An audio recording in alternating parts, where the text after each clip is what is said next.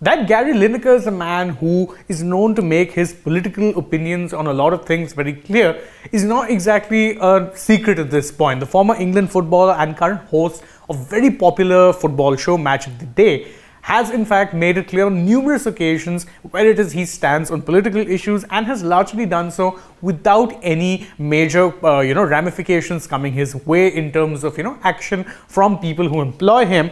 Until now, that is because Lineker's rather, let's say, poorly worded comparison, wherein he compared the English or the current act which is being passed in UK's parliament to curb immigration, and he compared the language of that to what he essentially saw as Nazi Germany, has led him into a little bit of hot water. Now, truth be told, in a nuanced or more nuanced sense, it's easy to understand why he said what he said, because he wasn't necessarily saying that the English are Nazis, but he was saying that the way they were wording their statements and the way the current government was looking to frame the issue did reek of xenophobia and downright racism more than anything else.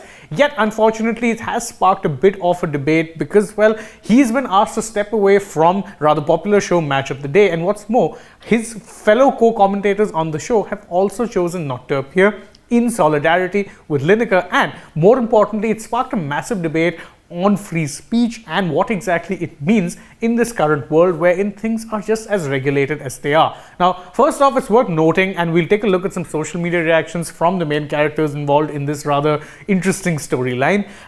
What exactly has happened? As I said, there was that comparison made, and thereafter Lineker took to Twitter to say this.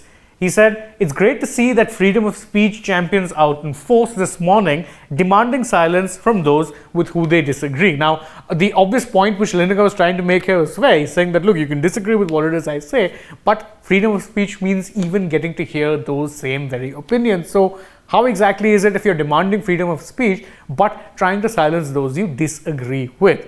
And then he also said, there has been an interesting couple of days, happy that this ridiculously out of proportion story seems to be abating, and very much looking forward to presenting Match of the Day on Saturday. Thanks again for all your incredible support. It's been overwhelming. Now, of course, this tweet came before the BBC announced that Lineker would not in fact be part of the show, because they pulled him off the show in the hopes that the controversy will in fact die down. So this tweet happened before that, and since then, of course, news had come that he wouldn't in fact be taking part of the show, and his two panelists who are normally with him most of the time, that is, and the two panelists who were scheduled to be with him this Saturday were Alan Shearer and Ian Wright, two fellow former English strikers, both of whom then chose to pull out in solidarity. Alan Shearer took to Twitter and said that, "I have informed the BBC that I won't be appearing on MOTV tomorrow night." Terse, simple, to the point.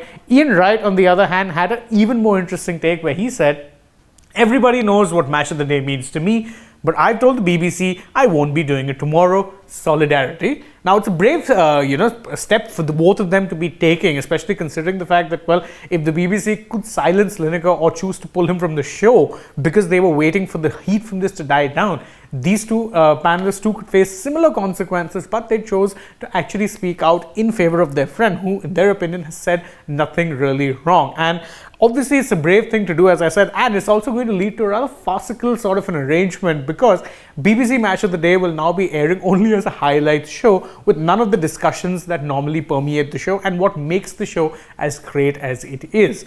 Interesting indeed. And what's even more interesting is that this entire debacle, if you want to call it that, has led to support from of all people, Piers Morgan, who has many times in the past disagreed with Lineker's political leanings and beliefs, but who in this case has said that, well, freedom of speech is absolute and it should be protected at all costs. This ain't it.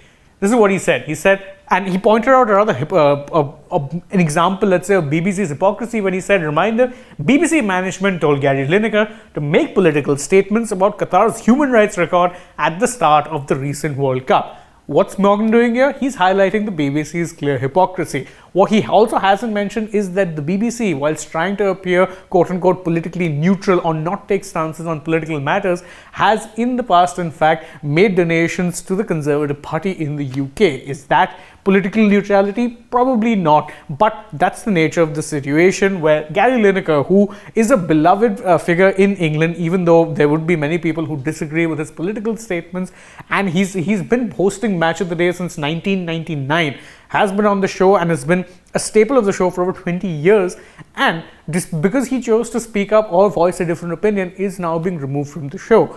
A lot of debate over what freedom of speech in this particular case would mean, and more importantly on what exactly constitutes freedom of speech, how is it that it should be regulated, and are companies really right to actually be putting these many regulations, especially when you consider the fact that Linekar is not technically employed by the BBC in a full-time capacity but rather in a freelance capacity. So their social media guidelines do not apply to him, but this has caused so much of a furor, and well, it doesn't appear that it's going to be dying down anytime soon, which is a bit of a shame considering how good Linekar is at his role, but such are the perils of modern society. Thank you guys so much for joining us in this video. If you enjoy our work, please don't forget to like this video, share it with your friends, subscribe to the channel, tap that bell icon, leave us a comment, follow us on Twitter, Instagram, Facebook, download the AajTak app, and if you're already on the channel, don't forget to check out some more videos that we've done. For now though, from my side, goodbye.